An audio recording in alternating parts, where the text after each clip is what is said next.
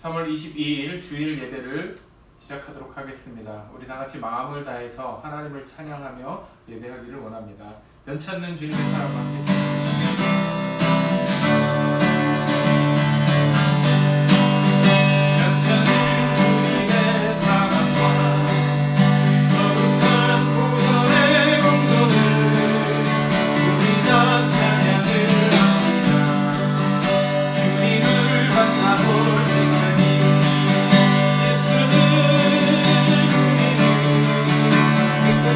하시는 주님, 그의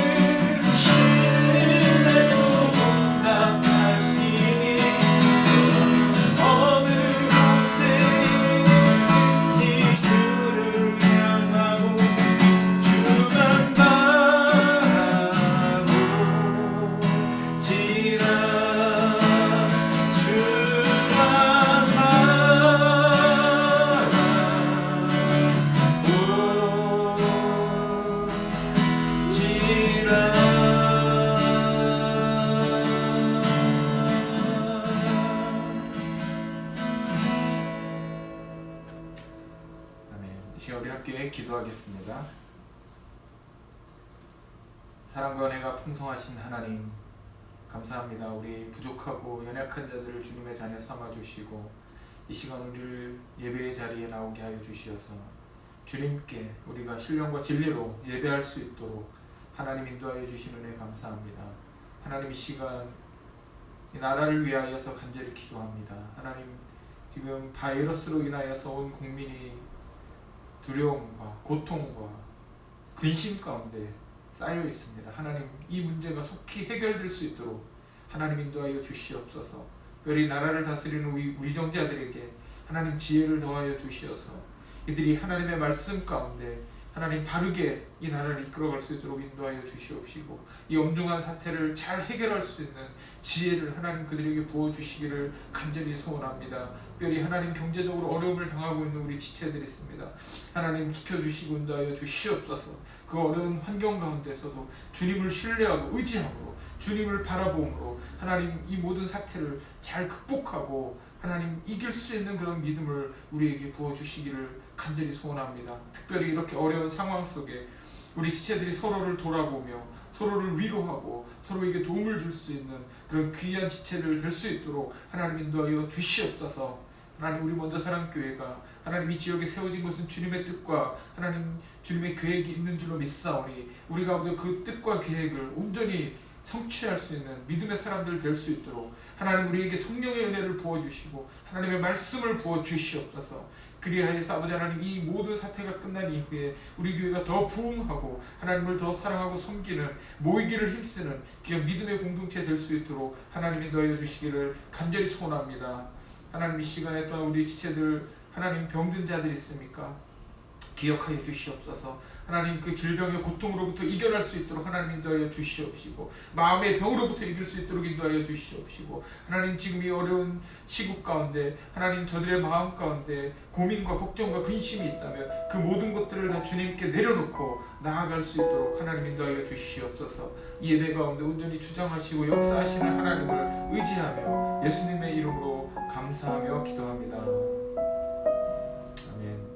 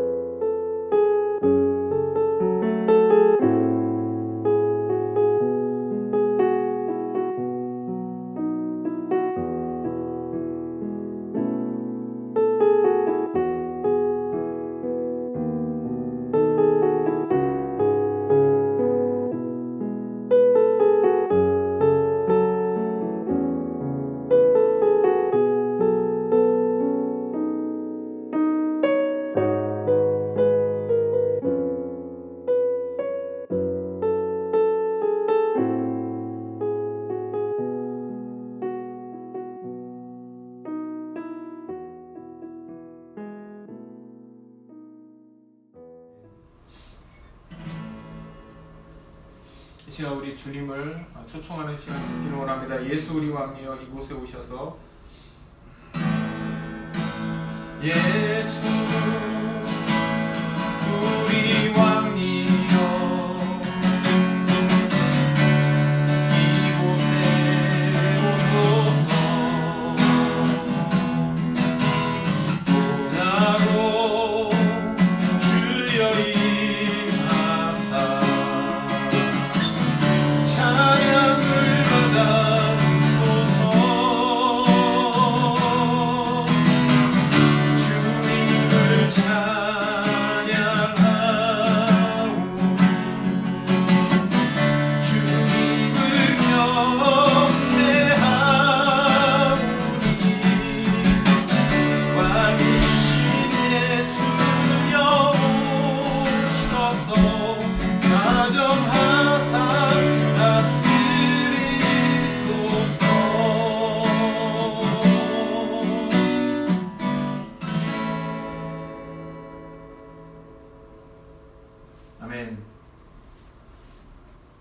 시간 우리 함께 하나님 말씀을 봉독하겠습니다.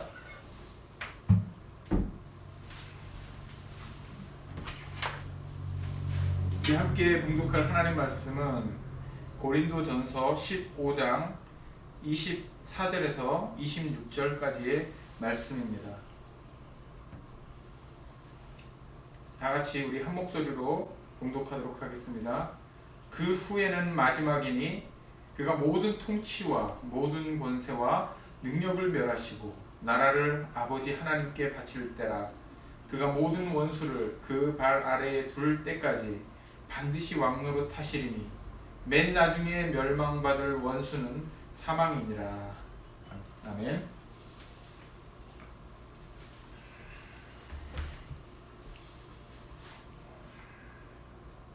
이 시간 우리가 함께 예배하기 위해서 우리 각 가정에서 모여서 찬양하며 기도하며 말씀을 함께 봉독했습니다.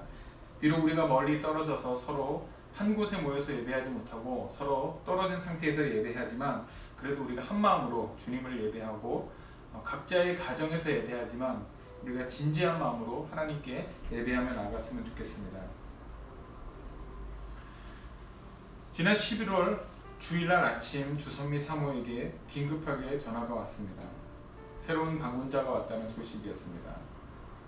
저는 재빨리 차를 몰아 교회로 돌아왔고 교회는 처음 방문하신 두 노부부가 앉아 계셨습니다.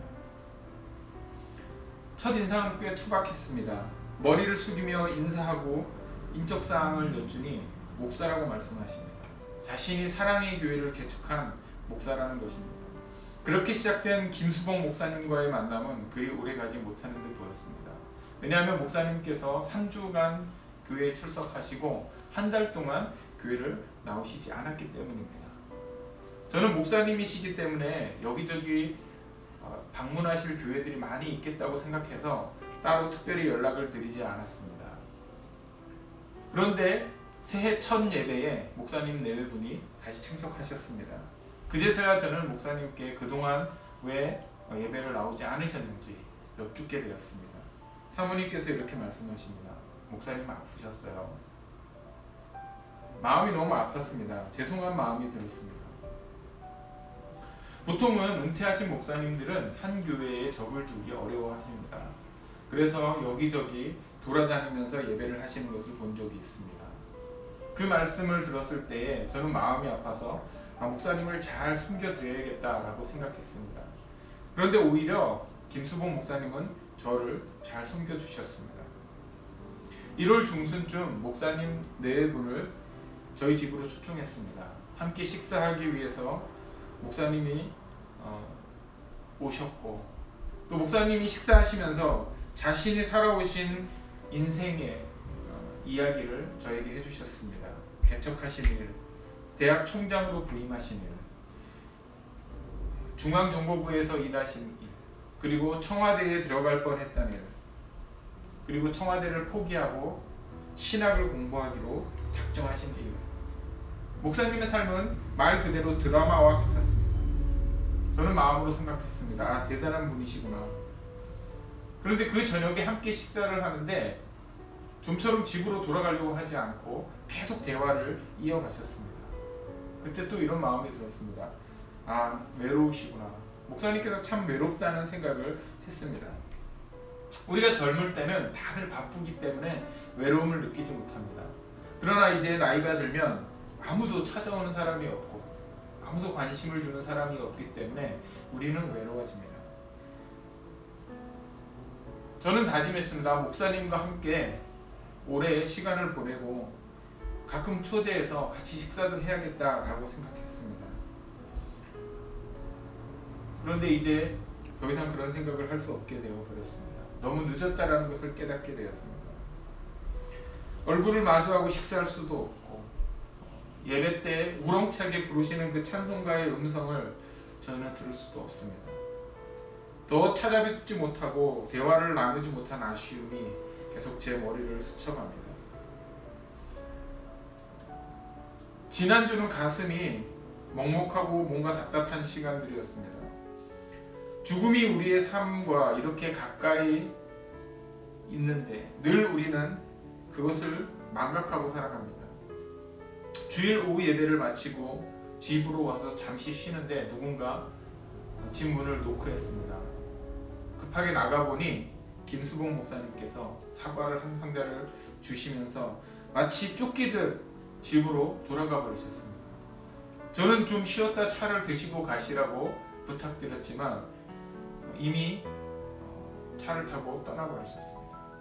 저는 그 뒷모습이 목사님을 뵙는 마지막 시간이었습니다. 화요일 일을 하는데 김희자 사모님께서 전화를 하셨습니다. 목사님, 우리 목사님 하나님 곁으로 가셨어요. 그 말씀이 너무 실감이 나지 않았습니다. 여러분, 죽음이 무엇입니까? 우리와 너무 가깝지 않습니까? 우리는 죽음이 늘 우리와 멀리 있다고 생각하지만 사실 죽음은 우리의 가까이에 있다는 것을 우리는 알 수가 있습니다. 성도 여러분, 죽음이라는 단어가 우리에게 그렇게 익숙하지 않습니다.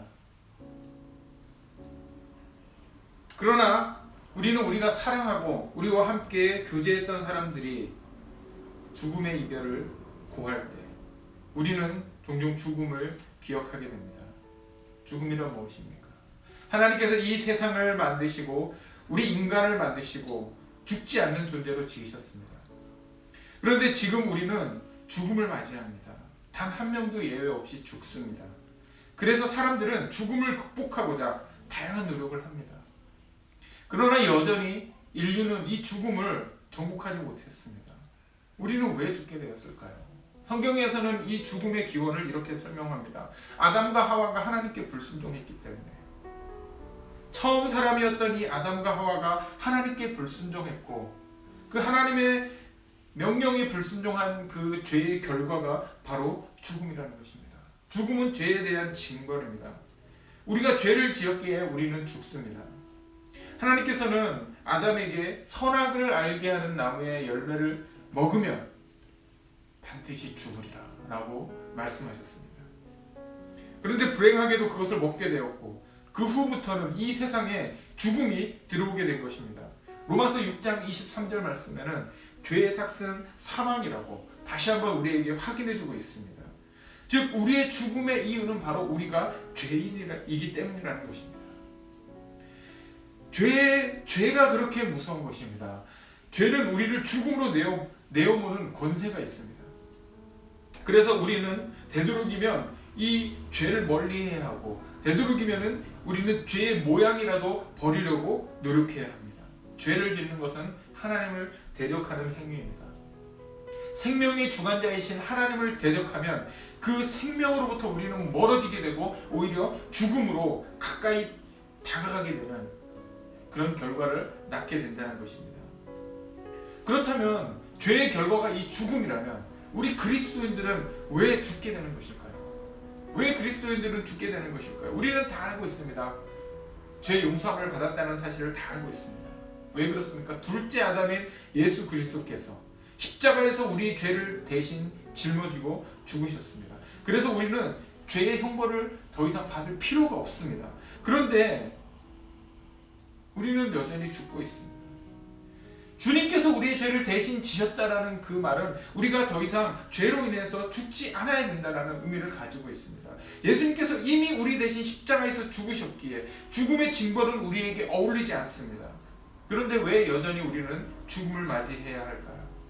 로마서 8장 1절에 그리스도 예수 안에 있는 자에게는 결코 정죄함이 없다고 선언하셨는데 왜 우리는 여전히 죽어야 할까요? 그것은 바로 우리가 여전히 타락한 세상 가운데 살고 있기 때문입니다. 이 세상은 죄악이 가득한 곳입니다. 그러므로 우리의 죽음은 이 죄가 가득한 이 세상의 최종적인 결과물이라는 거예요. 죄에 대한 형벌이 아니고 죄악이 가득한 이 세상에 살아가는 우리의 삶이 죄악으로 인한 그 마지막 결과물이 바로 죽음이라는 것입니다. 여전히 우리는 강력한 죄의 권세 아래에 머물고 있는 이 세상에 살고 있습니다. 우리의 구원은 성취되었지만, 우리는 구원받았지만, 그것은 이 구원의 완성은 예수 그리스도의 재림을 통해서만 이루어진다는 것입니다. 하나님께서는 이 구원의 유익을 우리에게 단번에 적용하기로 결정하지 않으셨어요. 주님이 오시는 그날까지 우리의 구원은 서서히 성취되어지는 것입니다. 아무리 믿음이 좋은 사람도 이 세상에 죄악으로 가득 찬 사람으로 인하여서 살해당할 수 있다는 것이 그 증거입니다. 즉 우리가 맞이하는 죽음은 이 세상이 죄악으로 가득 차 있기 때문에 이 죄악의 마지막 결과물이 바로 죽음이라는 것입니다. 그리스도인 자신에게, 나 자신이 맞이하는 이 죽음의 의미는 무엇입니까? 우리 그리스도인들은 이 죽음을 어떻게 이해해야 합니까? 하나님의 형벌이 아니라는 것을 우리가 이미 살펴보았습니다. 그렇다면 죽음을 우리가 어떻게 이해할 수 있습니까? 그리스도인들에게 죽음이란 하나님의 곁으로 가는 것입니다. 하나님의 곁으로, 우리가 죽는 즉시 그리스도와 함께 있게 된다는 것입니다. 그렇기 때문에 우리는 이 육신의 장막을 벗어나서 하나님의 나라로 들어가는 것이에요. 하나님의 곁으로 가는 것이에요. 그러므로 그리스도인들은 이 죽음이 결코 슬픈 것이 아닙니다. 그리스도인들에게 죽음은 오히려 기쁜 것입니다. 더 이상 슬퍼하고 절망하고 괴로워해야 되는 것이 죽음이 아니고 오히려 우리가 기뻐해야 하는 상태에 이르는 것이 죽음이라는 것이에요. 그래서 바울은 빌립보서 1장 21절에 이렇게 고백합니다. 이는 내게 사는 것이 그리스도니 죽는 것도 유익함이라. 그렇습니다. 바울은 성경에서 여러 번 자신은 죽는 것이 좋다고 고백합니다. 왜냐하면 죽으면 주님 곁으로 가기 때문입니다.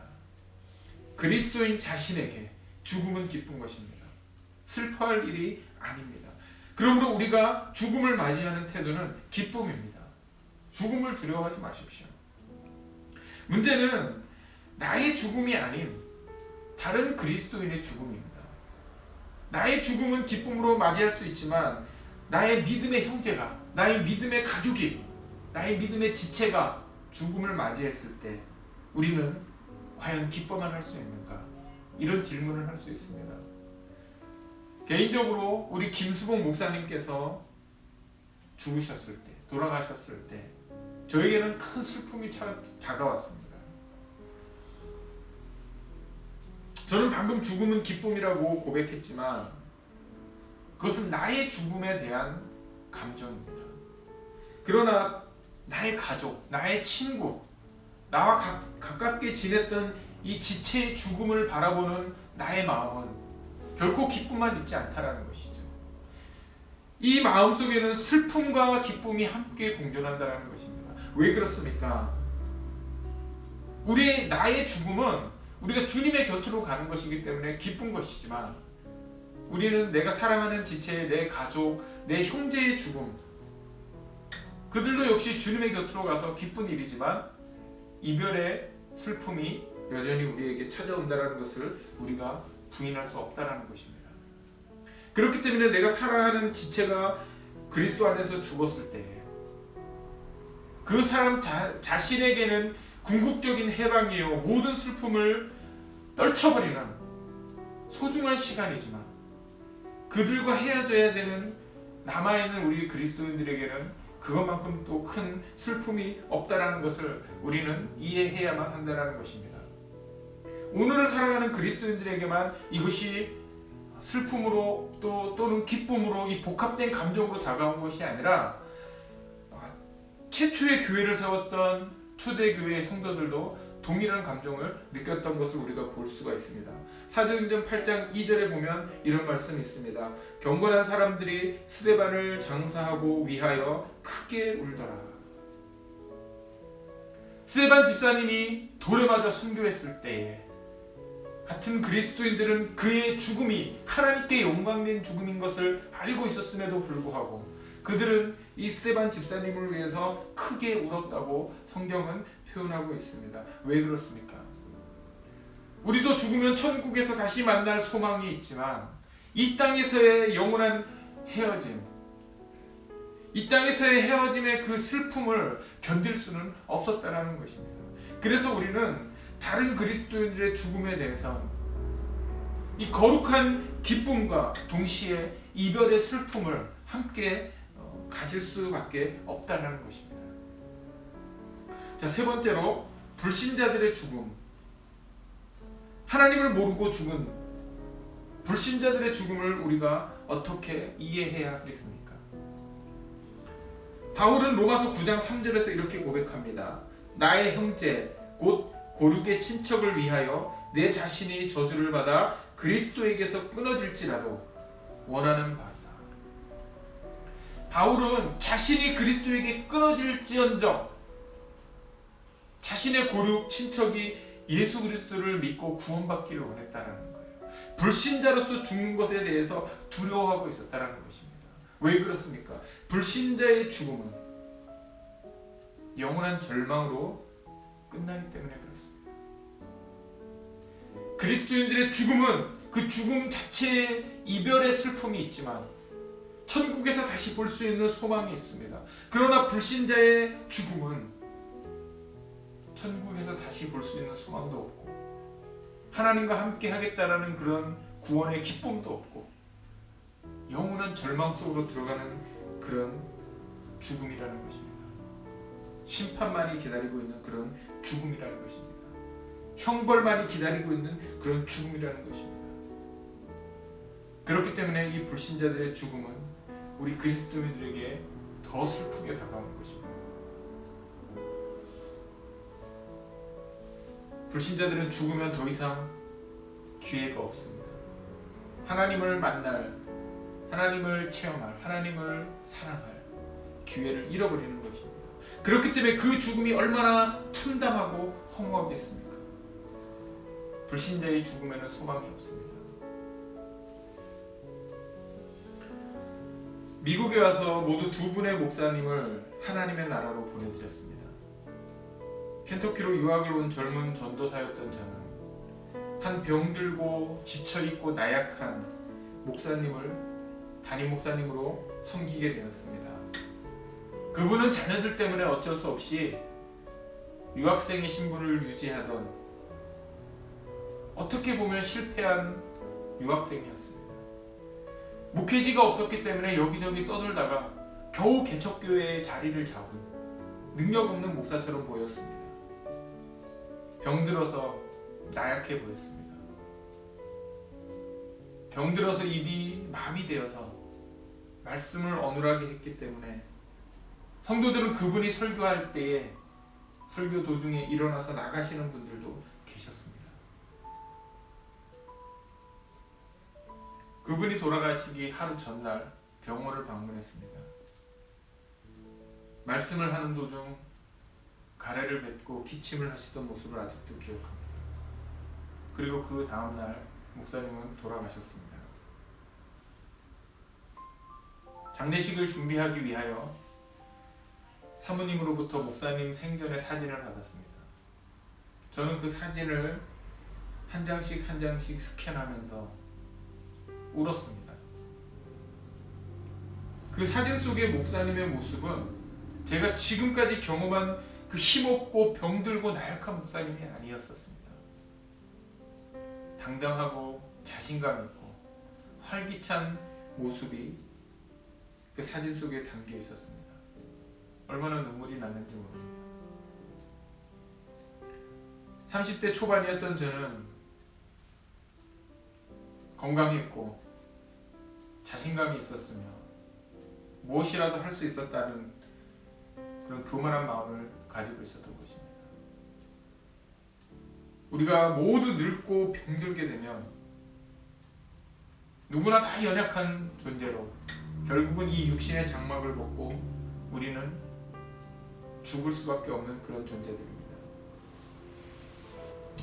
사랑하는 먼저 사랑교회 지체 여러분, 이 시간 우리는 고 김수봉 목사님의 죽음을 통하여 우리의 삶을 바라보기를 원합니다. 죽음은 우리 모두에게 열려있는, 언젠가는 우리가 다 걸어 들어가야 하는 문입니다. 지금 살아있을 때 우리는 과연 어떻게 살아야 할까요? 우리 모두가 죽음의 순간에 어떤 삶을 살았는지 되돌아보아야 할 것입니다. 그 죽음의 순간에 우리는 하나님을 기쁘시게 하는 그런 믿음의 삶을 살았다고 고백할 수 있는, 또 사람들에게 인정받을 수 있는, 또 하나님께 인정받을 수 있는 그런 멋진 삶을 저와 여러분들이 함께 살았으면 좋겠습니다. 우리 함께 찬양하겠습니다.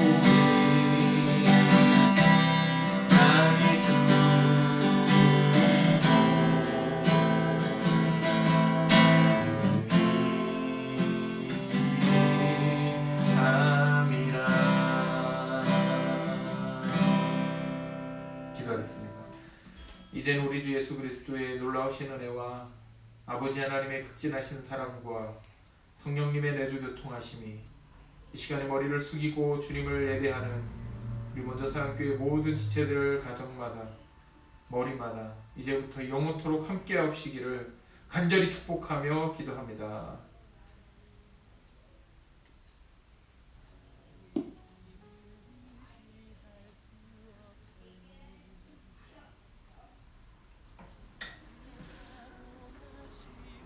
교회 소식을 전해드리겠습니다. 너무나 슬픈 소식입니다. 우리와 함께 신앙생활 하시던 김수봉 목사님께서 지난 17일 오후 1시경에 하나님 곁으로 가셨습니다. 뇌출혈로 인하여서 갑자기 하나님 곁으로 가시게 되었습니다. 우리 홀로 되신 김희자 사모님과 유가족을 위해서 함께 기도해 주시기를 부탁드리겠습니다. 코로나 사태로 인해서 경제적인 어려움이 있으신 분들이 있습니다. 함께 기도하며 이겨나가기를 원합니다.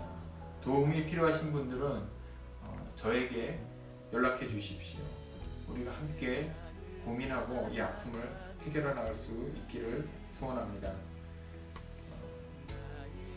각별히 이 코로나19 개인 위생에 신경 써주시기를 부탁드립니다.